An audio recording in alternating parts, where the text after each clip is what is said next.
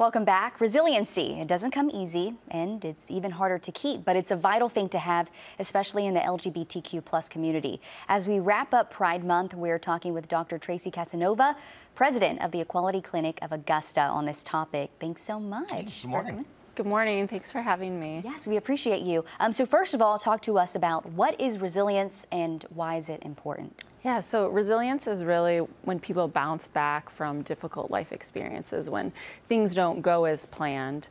And it's not something people are born with. It's something that they can learn and practice. And so when people go through these experiences, they learn this flexibility, this emotional flexibility, mental flexibility, behavioral flexibility to help them develop this resilience. Okay, and speaking of developing, how does someone develop resiliency? Yeah, so developing resilience really comes from having those experiences. So like I said, when life doesn't go as planned or when things are difficult, life stressors, like it could be financial stress, having a difficult relationship, going through a car accident, maybe even losing a loved one, or just having conflict in a relationship. It's the way someone responds after that builds that resilience. It's really that growth that people experience after having these adverse experiences. And let's talk about when this comes to the LGBTQ plus community. Why is resilience especially important for them? Yeah, so those couple pieces of adversity that I already mentioned, those are more short-term stressors, and they're usually time limited. The LGBTQ community faces something called chronic stress, and this is something that's constant and can be tied to identity. So for example, most people don't have to, worry about being in public with their partner, but someone in the LGBTQ community, they might constantly worry about how someone will react if they hold their partner's hand in public. Or someone going up for a job might worry, if this employer finds out I'm transgender, maybe they won't hire me.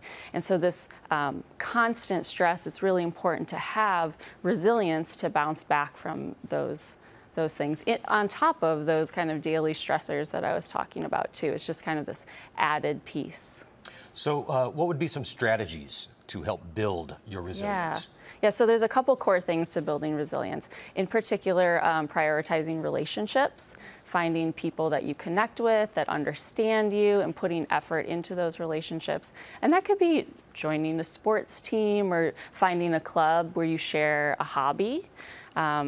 It's also important to prioritize self-care and taking care of oneself. So on days that it's really, really hard, just take a shower, just put on some clean clothes. That's all that matters. On other days, if you have more energy, exercise, meditate, just make sure that you're caring for your health. Maintaining a positive perspective and having positive thoughts. You could do some self-affirmations, just rolling with the change, trying to accept change versus resisting change. All of those things are important. Maintaining hope is also really important. And ask for help if you feel like you need help. We don't have to build resilience on our own. It's okay to ask for a little bit of help too. And then the last part is finding meaning in life. So find a job or a volunteer experience that's really meaningful. Develop some goals, long-term goals, and take some small steps towards those goals. One strategy, they're called SMART goals, S-M-A-R-T. I don't have time to get into it today, but using that strategy can help make big goals feel a little bit more attainable. And we're running out of time, but this is an important question to ask. Yes. What can people do to help support the LGBTQ plus community? Yeah, so on an individual basis, if you have a friend or family member that's in the LGBTQ community, just listen, provide empathy and understanding. Don't question kind of their experience.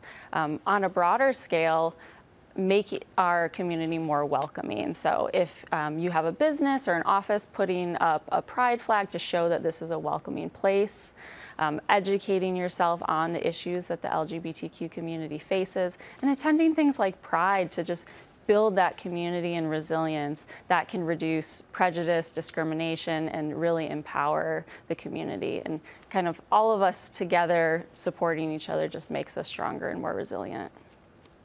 Well, thanks so much, Dr. Casanova. We appreciate you so much for coming in and talking about this important topic. Appreciate it. Thank you.